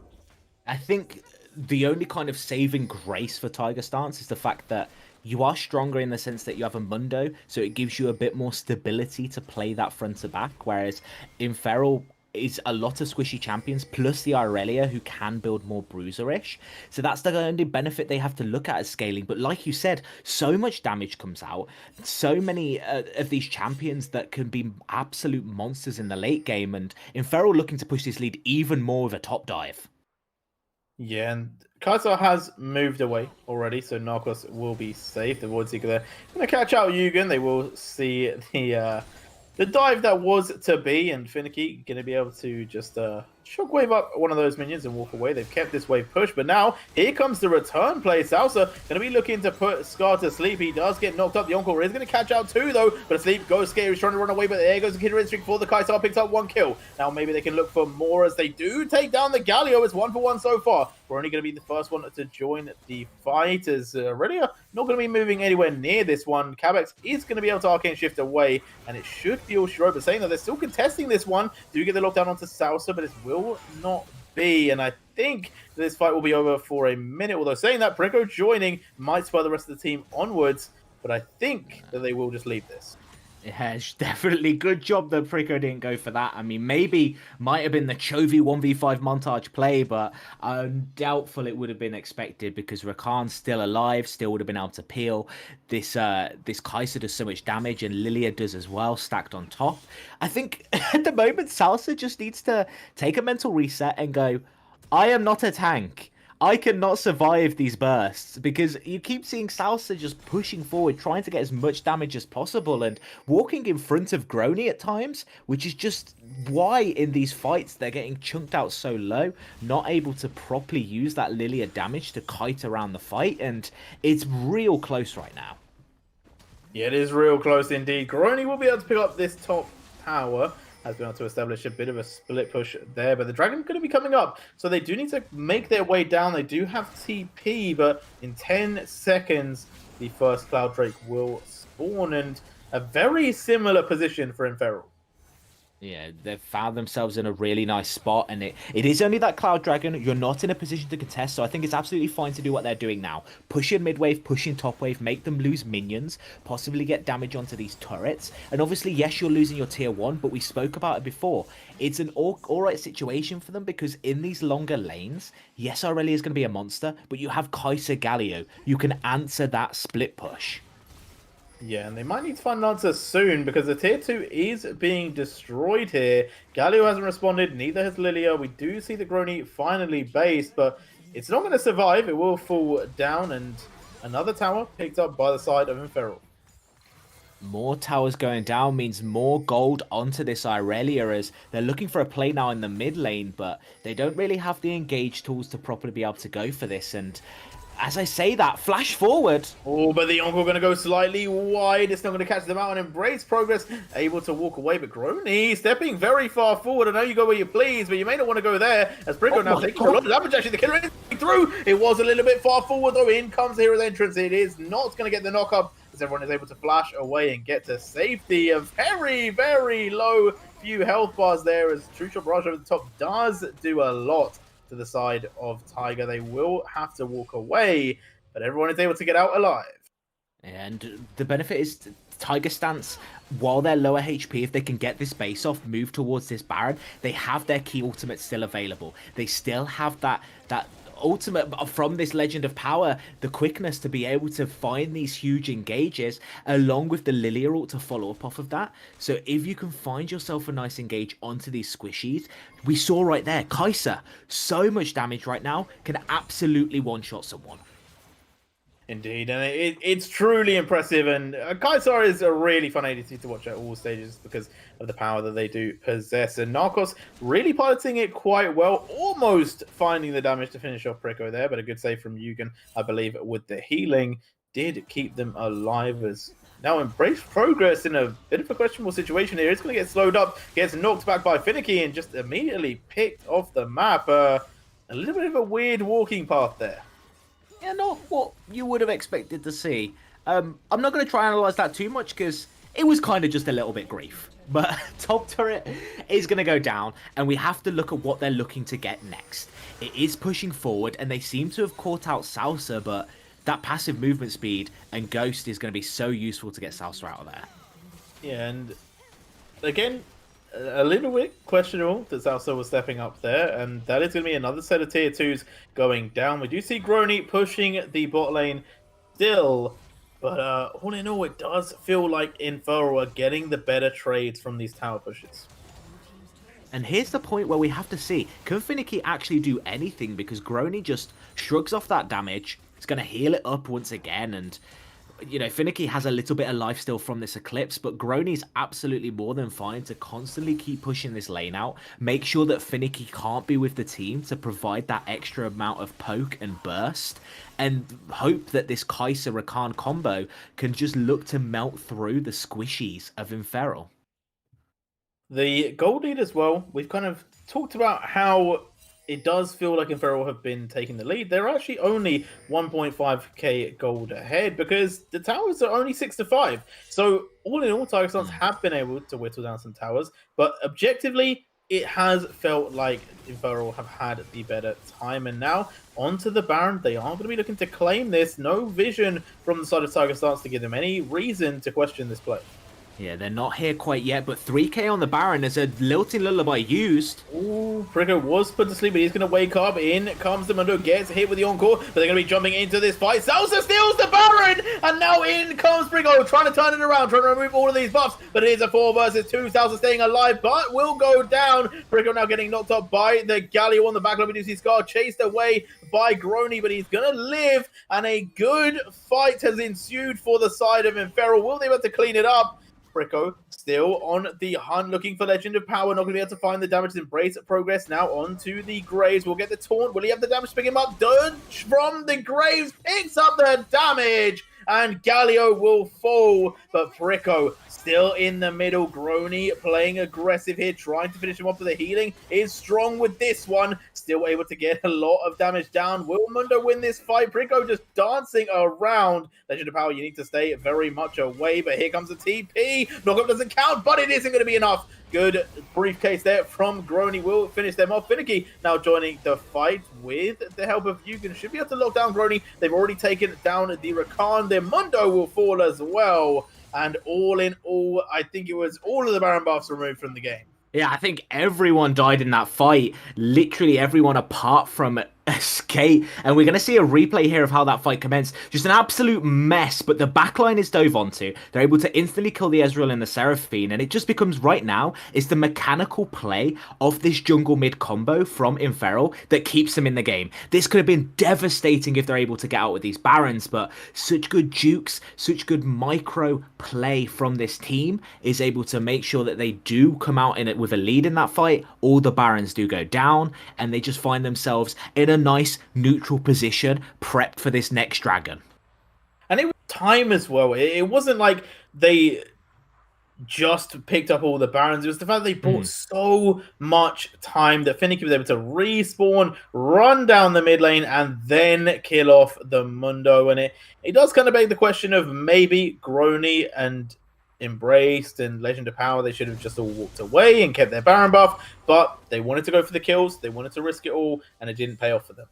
And I think they just need to regroup and play as a team, but with these death timers, which is so well played from Prico to make sure that, you know, this Mundo goes down after Prico dies, so Inferal is no longer really going to be contested on that dragon. They get themselves the soul after that play, and yeah, you know, the Baron went down. You don't get to use that Baron power play anymore, but I think you're more than happy with this soul, considering the composition you have and how well they deal with mobility. Indeed, and 26 minutes in, it felt like a lot has happened in this game, I will say that. Cloudsoul now already picked up by the side of Inferal, which means Elder Drake in 5 minutes 30. And 4 minutes until the next Baron. So we're expecting a little bit of a lull state here in this game. Obviously, no objectives to actually fight for. So unless they're going to be pushing deep into any of these towers, I don't see any fights happening anytime soon. No, I expect it to just be a nice neutral game state. But, oh baby, if it isn't connecting esports, we will see a fight because these teams like to go in. And we see now the poke coming through. Not a massive amount of wave clear from this Tiger Stance squad, but luckily you don't have to clear into those Baron minions. So you should be absolutely fine just sitting back, clearing waves, and it's really on the side of Inferal Esports to find the play here because Tiger Stance is still scaling. They're still getting items onto Grony, who is just absolutely stacking a massive amount of armor, and he's going to get to that point where they're almost unkillable. But engage! Oh, they are going to be going in. The Encore comes through the middle, and Brigo still alive, still doing damage, but he's going to fall down, and now in comes Hera's entrance. They're trying to finish off this fight. Grony going aggressive, but Finicky going to be able to pick up another one, but Nargos still up on the fight. It's going to be a taking down another, but Finicky coming back, saves Cabex from the reign of the Acadian, but it's not going to be enough. Finicky takes it all, quadra kill. The Jays popping off in this last fight, picks up the Mundo, looking to push the tower, and should be able to get this in here. What was that? That was like, look at this replay. Just flash alt forward, tries to find the engage. Encore comes through, but imagine if that fight happens without Prico dying straight at the start of it. That's possibly a team wipe. That is possibly the game won for you. And I feel like I understand it. You're really wanting to make a play. You really want to go in there and find that big opportunity. But I don't think that's the way to do it. Yeah, it felt a little bit forced. I think that the Encore could have maybe come through first and then the Aurelia dive in rather than the Aurelia committing and then the Encore hitting after. But either way, they did get the team wipe. They got the inhib. They proved that they can win the fight. So if they can do it again, there is a chance that they end the game. And we definitely know they can win those team fights. I mean, that was a one-team fight, and you were fighting 4 versus 5, essentially. Not really much damage or anything was able to happen with that follow-up of Prico's engage. So if, like you said, this Encore is used first, I mean, it's one of those non-committal abilities. You use the Encore, if it misses, cool. It's going to be up in a minute anyway. We're not worried about it. But using that Aurelia diving in, you've now no longer got flash. You now can't engage aggressively like that again. So I think they just need to take that on board and look to play a little bit cleaner in these team fights. Yes, we do see Scar playing a little bit aggressive. They're trying to defend that pink ward, and they've got all of the team, but a big sleep group nap time coming through. Encore going to go wide as well. This could be a big turnaround right now for Tiger Stances. They've already taken down the Ezreal. Brico now in a bit of trouble as well, trying to run away. But will they be able to get out safely? So far, so good, but they're still running them down. Slows are going to be able to keep them away. Grony looking for more, but not going to be able to get into range just yet. Just enough slows coming out from the side of Inferal. Will keep them in the game, and they will be able to stay alive for another day. Baron going to be spawning up in 44, though, means we are in store for a little bit more of the fight game. And this Inferal side is really good at kiting back. That is the benefit to their team comp. You've got so many slows, you've got so much peel, and you've got so much poke that when you're exiting these fights, you're just constantly throwing abilities. And yeah, Grony's going to shrug it off, but you're not aiming to hit Grony. You're aiming to hit Narcos, Salsa, these members that are behind Grony, and they were able to do that in that fight, which means that Tiger Stance very respectfully has to back away from that. And right now we see this Inferal side is just kind of seeding pressure on this Baron. We'll have to see which team gets in here first, because it makes a huge difference on these compositions. Indeed, it does. And so far, a very spread out Inferal, whereas a very grouped Tiger Stance means that Tiger Stance definitely looking a little bit stronger at the moment. Irelia still pushing in, hasn't joined the team just yet, but a bit of damage. We'll go over on to the Legend of Power, but able to just avoid most of that. Galio, however, half health, may have to base here, but does have ult and TP. Ult and TP available, will be able to have that Predator usage with the Zhonya's as well. So if they are able to find a nice engage through the Legend of Power, the follow-up is most definitely going to be there. But this poke comp is onto the Baron first, and they're going to be able to start getting that damage out. I think starting it is a little bit rushed, but they are burning it really quickly. They are indeed. It's gone down to half HP already. 3,000 left on it. It's going pretty low. It's not going to be a steal this time. In goes Salsa though. Where's the team fight? They've already taken down the Ezreal already now. Grony stepping forward. The big sleep is coming through. Scar on the low gets taken down. And it is going to be a 1 for 3 as Narcos able to pick up the Irelia as well. Pings in the top side. They're trying to get Finicky to keep pushing, as they weren't able to pick up this win. But now they're also going to lose the Elder Drake. They did manage to secure the Dragon, however, but with Finicky pushing on the top side, it is a little bit questionable. No one has gone to defend this. It will be Grony, though, that takes up the mantle.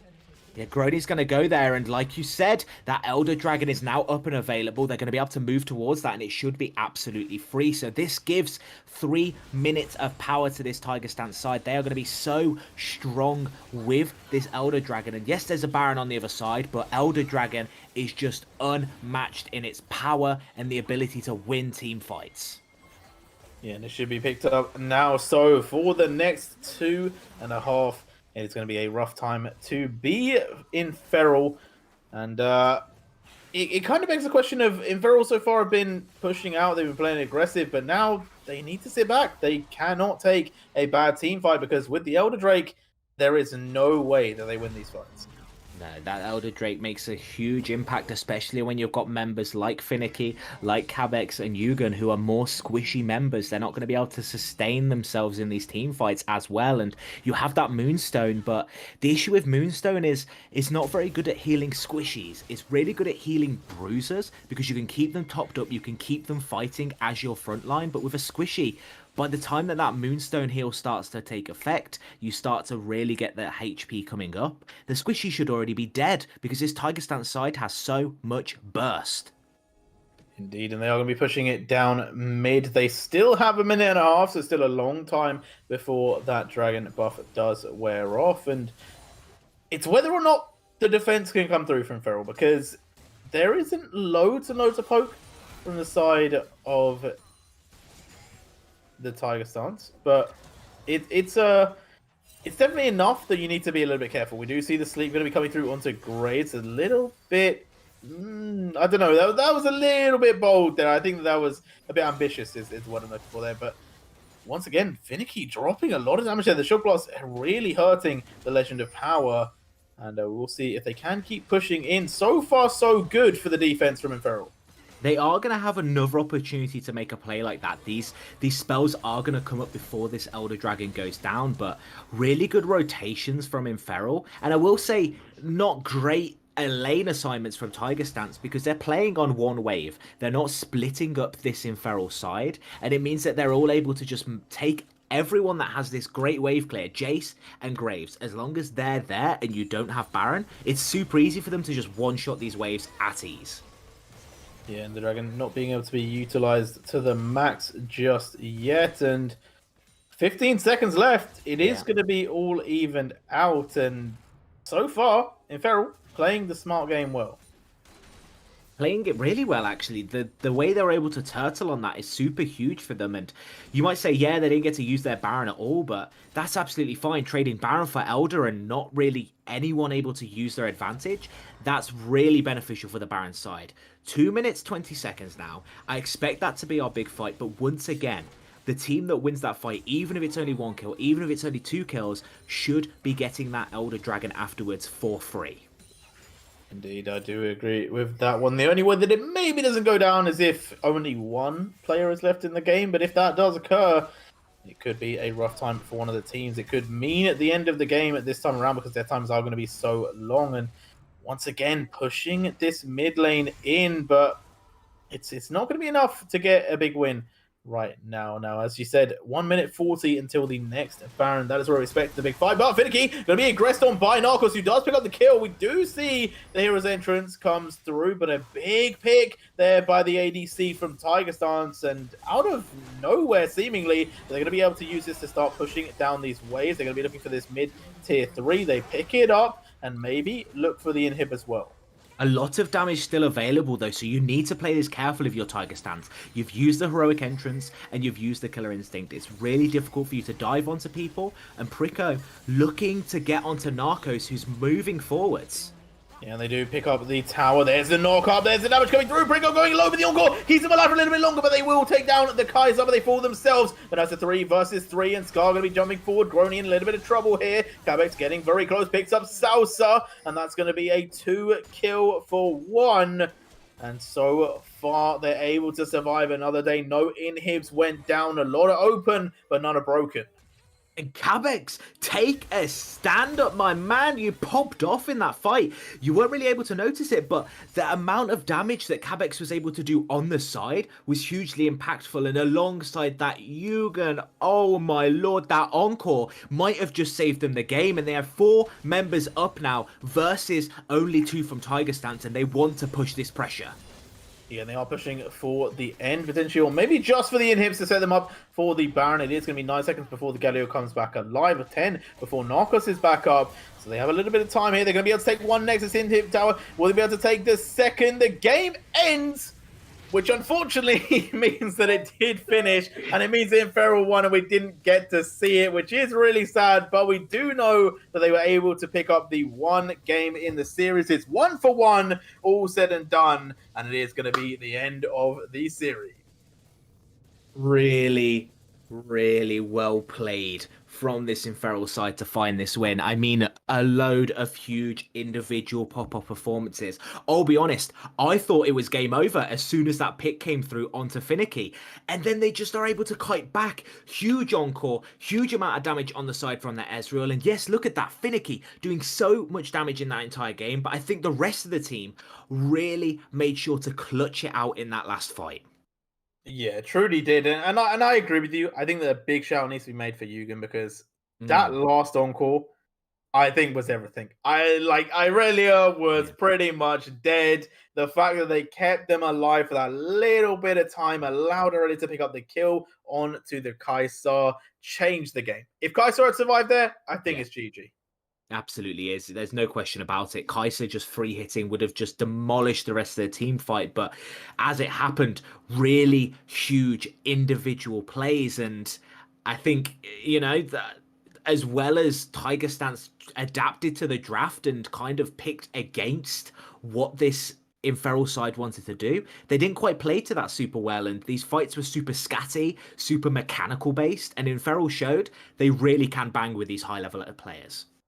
Yeah, both teams showing that they are definitely strong, and I'm excited to see more of them. But as we said at the start of the day, no one really pulling away. They're both still going to be very much neck and neck for the next coming weeks, and it's going to take a little bit to break up the pack, but slowly but surely, I do think cracks will start to show, and we'll see who is really looking to go to the final stages and look to go into the playoffs. But for today, a really good matchup. It was really good to watch, and I'm very glad that we got to cast it. Yeah, I'm so happy to have got to see that one. Hype games all around. Normally, you get these kind of games and it's like, oh, it's going to be so hyped. Two really close teams in the standings, and then one just obliterates the other. But we did not get that today. We got super close games, both of them high stakes, and these teams really showed how good they both are.